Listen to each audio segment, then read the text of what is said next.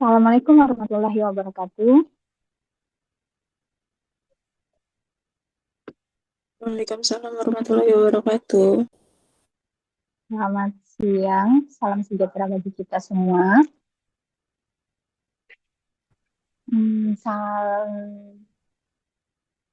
Selamat berjumpa kembali pada perkuliahan minggu ini. Minggu ini dari RPS minggu ini itu terkait analisis data. Kemudian di minggu depan itu presentasi project. Jadi eh, masing-masing kelompok harap menyiapkan bahan paparan presentasinya untuk dipresentasikan minggu depan.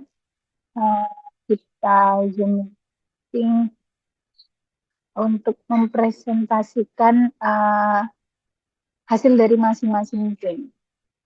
Ya. Hmm, Minggu depan ya. Hari ini.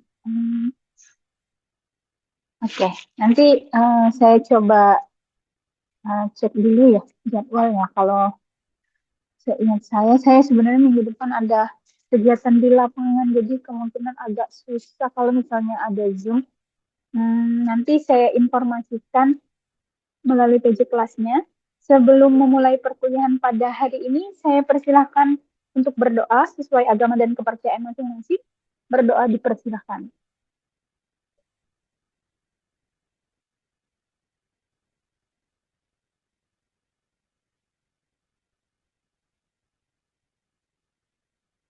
Berdoa dapat wujud. Sebelumnya mohon izin ini supaya bisa direcord hostnya Mas Sibar Panji ya.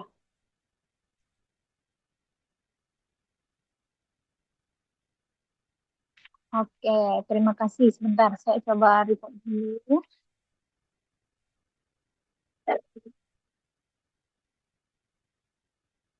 Recording in progress.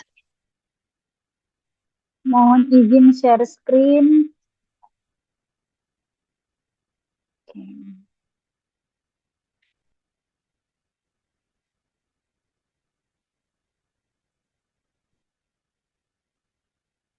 Oke.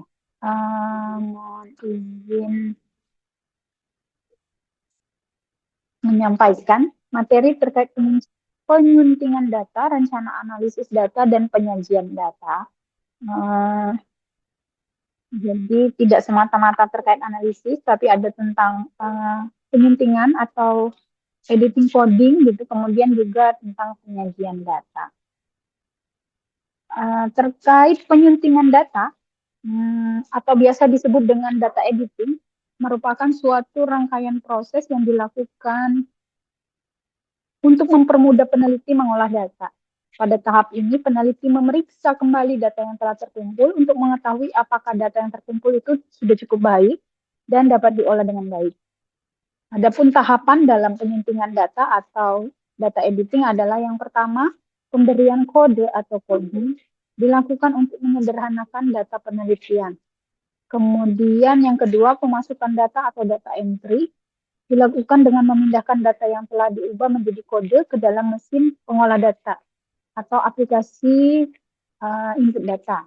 Yang ketiga, pembersihan data atau cleaning data dilakukan dengan memastikan bahwa seluruh data yang telah dimasukkan ke dalam mesin pengolah data sudah sesuai dengan yang sebenarnya. Apabila terjadi kesalahan dalam proses entry data, maka data tersebut harus dicek ulang data asli di kuesioner pengumpulan datanya. Jadi idealnya ketika selesai melakukan pengumpulan data di lapangan, maka harus ada proses uh, editing coding, kemudian data entry dan cleaning data. Kalau di era pengumpulan data berbasis CAPI gitu ya, Computer Assisted Interviewing Device, Computer Assisted Personal Interviewing, itu kita pakai alat bantu misalnya aplikasi di handphone gitu ya atau di tablet, maka proses data entry tidak diperlukan lagi karena penginputan atau input datanya itu sudah dilakukan pada saat wawancara. Tetapi jika masih menggunakan paper, maka perlu ada program pengolahan tersendiri untuk input data hasil penjajahan.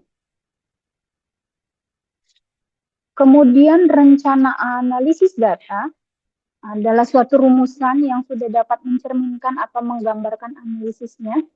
Rencana analisis data dirumuskan dengan segala pandangan dan imajinasi peneliti tentang apa yang harus dilakukan di dalam analisis nantinya. Alasan mengapa perlu menyusun rencana analisis data adalah karena data yang dikumpulkan pada kenyataannya tidak selalu sama dengan data yang direncanakan. Kemudian kebutuhan analisis dapat disesuaikan dengan data yang terkumpul.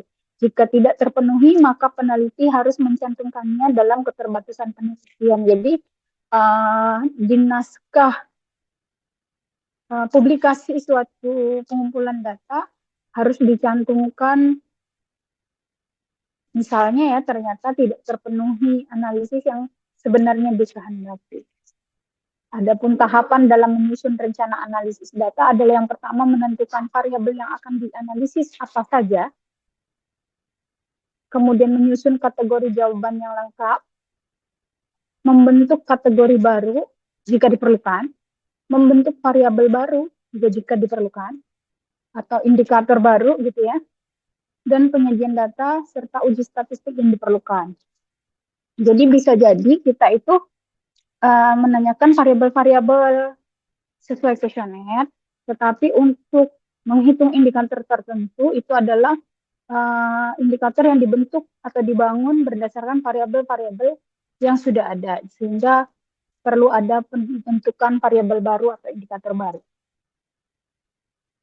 Dari sisi menentukan variabel yang akan dianalisis, penentuan variabel yang hendak dianalisis selalu dihubungkan dengan model atau hipotesis penelitian.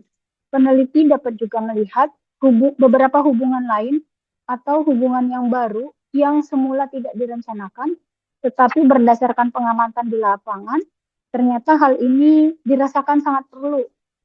Hubungan yang baru ini tidak mustahil akan dapat memunculkan hipotesis baru.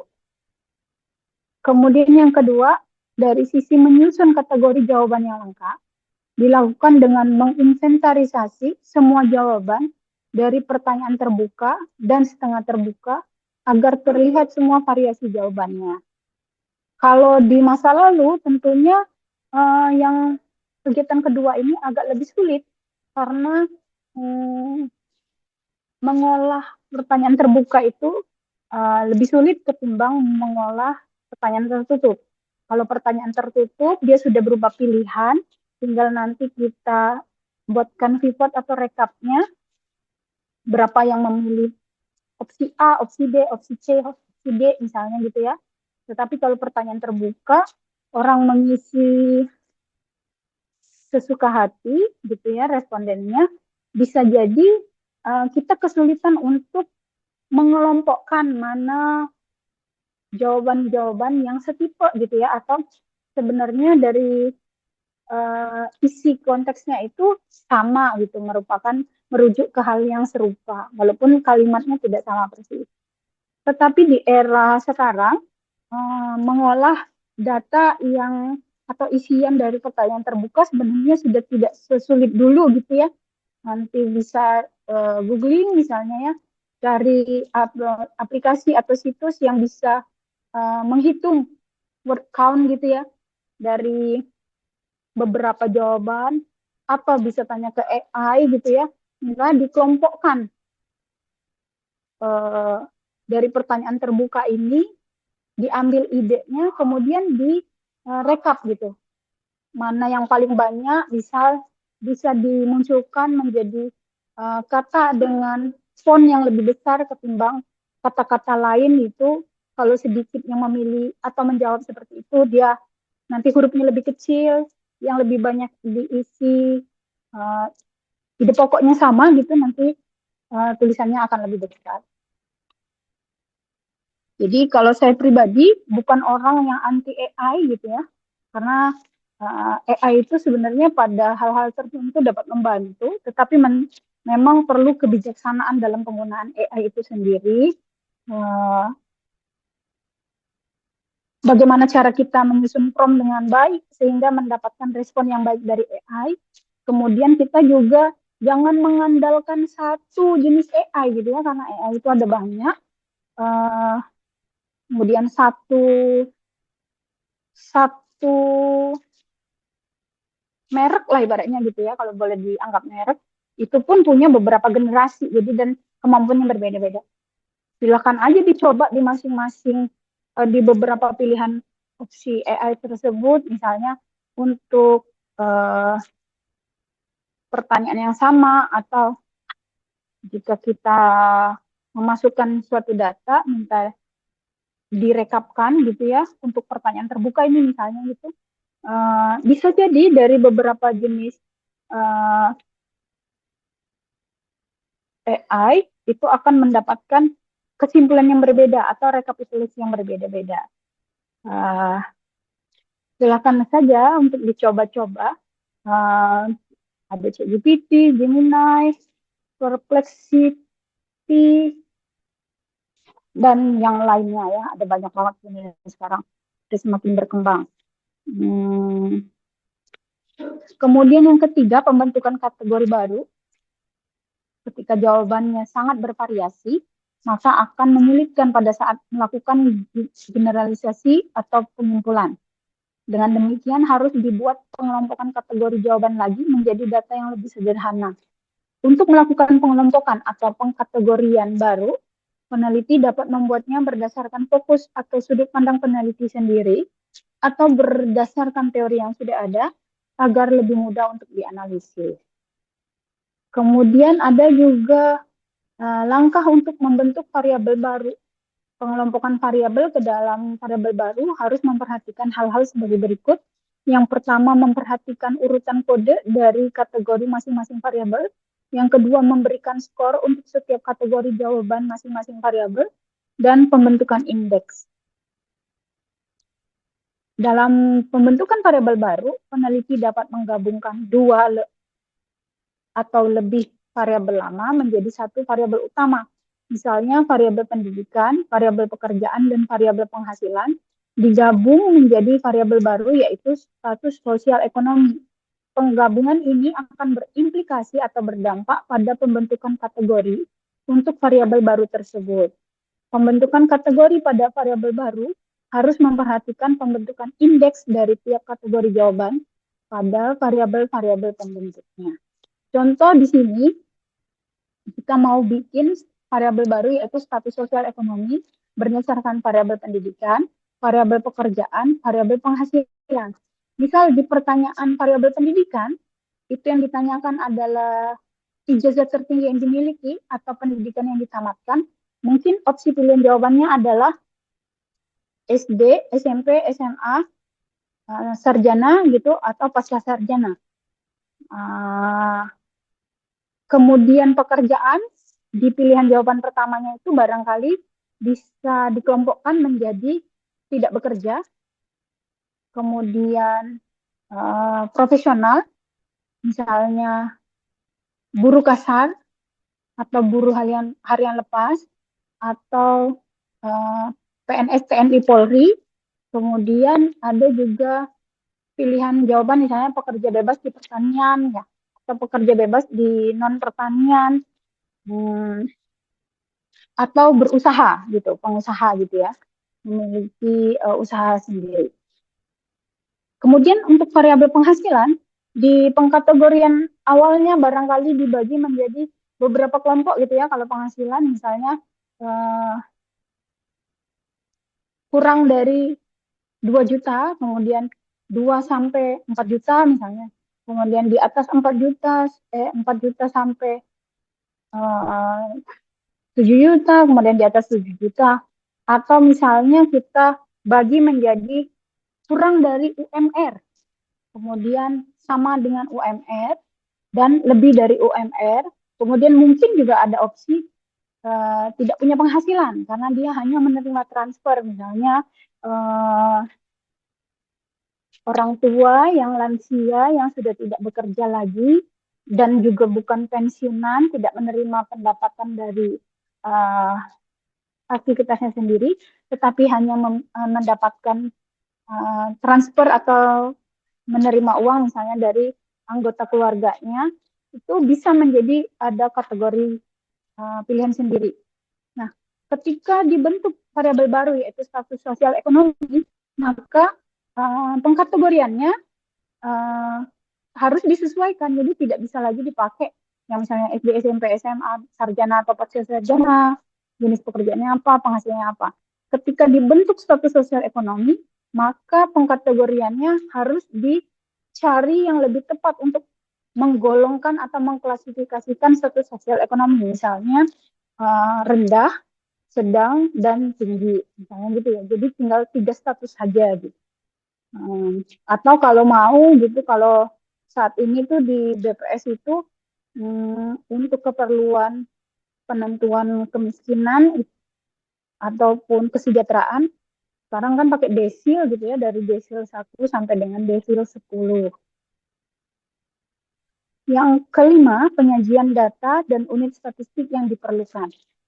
Data yang telah dikumpulkan akan disajikan dalam bentuk tabel, grafik, dan juga uji statistik. Pemilihan tabel-tabel atau grafik ini juga didasarkan pada tingkat pengukuran yang digunakan. Penggunaan uji statistik selain tergantung dari tingkat pengukuran, juga tergantung dari arah hubungan jika menggunakan 2 variabel atau lebih. Nah, selanjutnya terkait penyajian data. Tujuan dari penyajian data adalah memberi gambaran yang sistematis tentang peristiwa-peristiwa yang merupakan hasil penelitian atau observasi. Kemudian data lebih cepat ditangkap dan dimengerti, baik oleh si peneliti maupun oleh pengguna data atau pihak yang membaca data tersebut.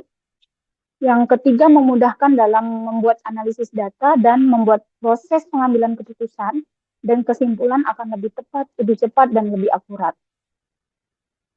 Adapun bentuk penyajian data dapat berupa tabel, baik itu tabel frekuensi dan tabel silang atau cross tabulasi. Data dalam tabel harus disajikan dalam bentuk angka absolut dan angka persen. Interpretasi data tabel yang dibaca adalah angka persen.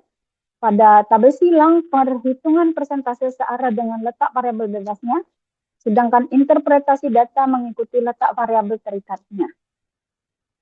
Jadi untuk variabel independen, penghitungannya ke persentase, variabel dependennya ke interpretasi datanya. Adapun grafik dan diagram,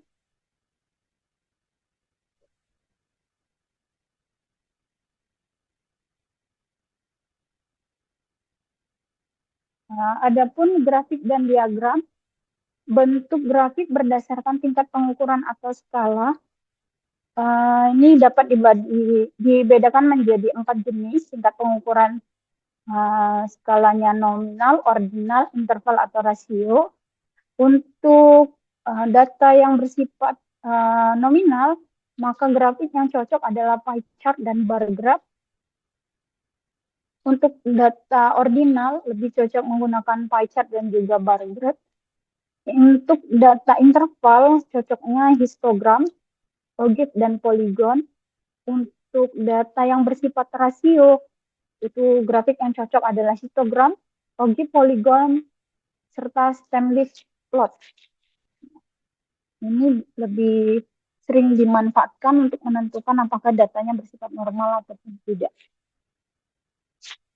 Sampai di sini ada yang ingin ditanyakan? Saya persilakan.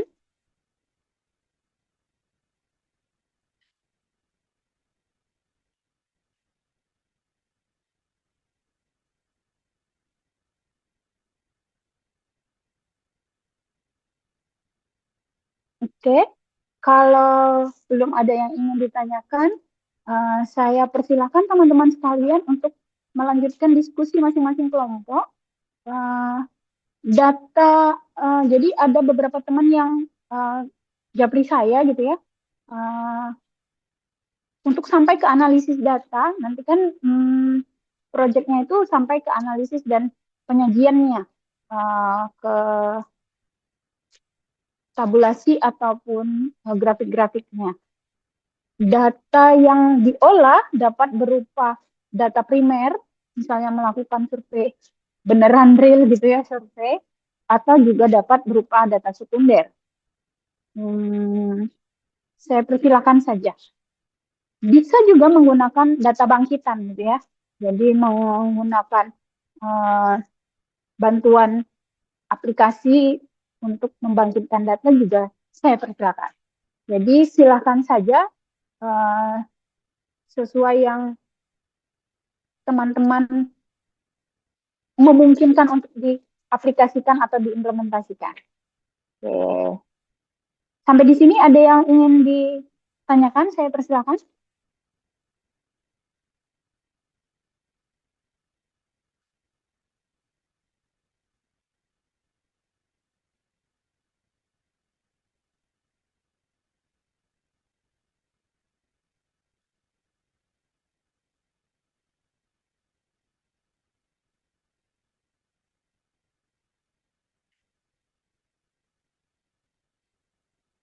Sebentar ya.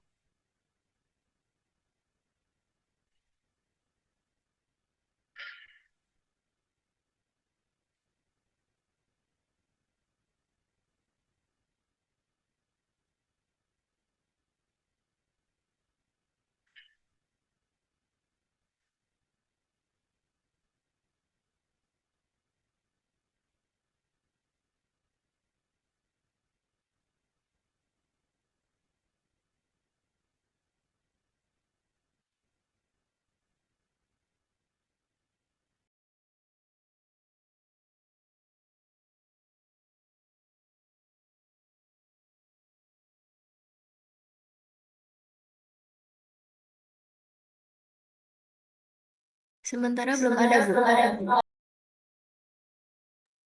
Oke, terima kasih banyak. Saya akan persilakan teman-teman sekalian untuk melanjutkan diskusi kelompoknya. Sampai berjumpa di pertemuan berikutnya. Terima kasih atas perhatiannya. Nanti